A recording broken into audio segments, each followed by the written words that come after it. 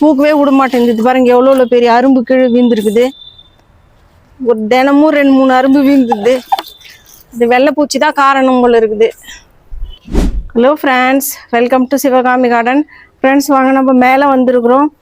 மேலே வந்து நம்ம செம்பருத்தி செடியில் வெள்ளைப்பூச்சி இருந்துச்சுன்னு சொல்லிட்டு உங்ககிட்ட காமிச்சோம் ஃப்ரெண்ட்ஸ். அதுக்கு நான் ஸ்ப்ரே பண்ணலாம் சொல்லிட்டு கொஞ்சம் எப்சம் சால்ட் எடுத்துன்னு வந்திருக்கிறேன். வாங்க நம்ம அதை ஸ்ப்ரே பண்ணின்னு பார்க்கலாம் நம்ம செடியில் என்னென்ன இருக்குதுன்னு சொல்லிட்டு. ரொம்ப நாள் ஆச்சு இது ஸ்ப்ரே பண்ணி. மழை வர பெஞ்சினே இருக்குது, அதனால நம்ம எதுவும் ஸ்ப்ரே பண்ணுறதில்ல. நம்ம எப்சம் சால்ட் போட்டுக்கலாம் ஃப்ரெண்ட்ஸ்.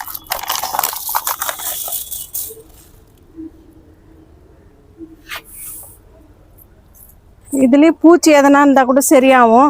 நம்ம கொய்யாக்காய் மரத்துலேயும் நம்ம ஸ்ப்ரே பண்ணலாம். நம்ம செம்பருத்தி செடியில் வந்து நம்ம எவ்வளோதான் கட் பண்ணி ஸ்ப்ரே பண்ணி விட்டாலும் அது குறையவே மாட்டேங்குது அந்த வெள்ளைப்பூச்சி. அதனால தான் இன்றைக்கி நான் வந்து எப்சம் சால்ட் எடுத்துன்னு வந்திருக்கிறேன். அது பார்த்து நம்ம ஸ்ப்ரே பண்ணி விட்டு போகலான்னு சொல்லிட்டு.